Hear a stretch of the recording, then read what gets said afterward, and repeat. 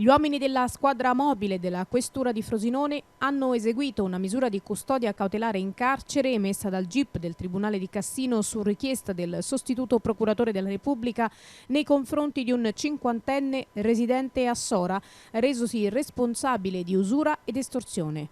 La vicenda iniziò nel 2019 quando una donna in gravi difficoltà economiche si rivolse al suo vicino di casa per chiedergli un prestito.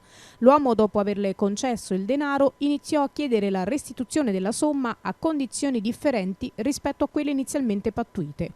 Di fronte alle difficoltà della donna, la minacciò per ottenere il pagamento delle rate, applicando un tasso di interesse pari al 20% mensile. La donna, spaventata e disperata, si rivolse alla Polizia di Stato per denunciare quanto le stava accadendo.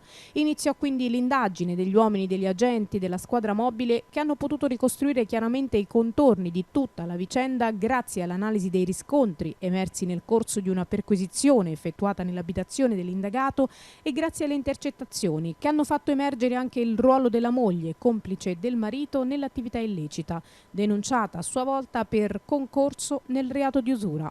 In casa infatti sono state trovate diverse cambiali ed una serie di appunti sui quali erano annotati nomi e cifre, circostanze che, unite ai contenuti delle intercettazioni, hanno portato alla luce un vero e proprio sistema di strozzinaggio in danno di persone che versavano in gravi difficoltà economiche.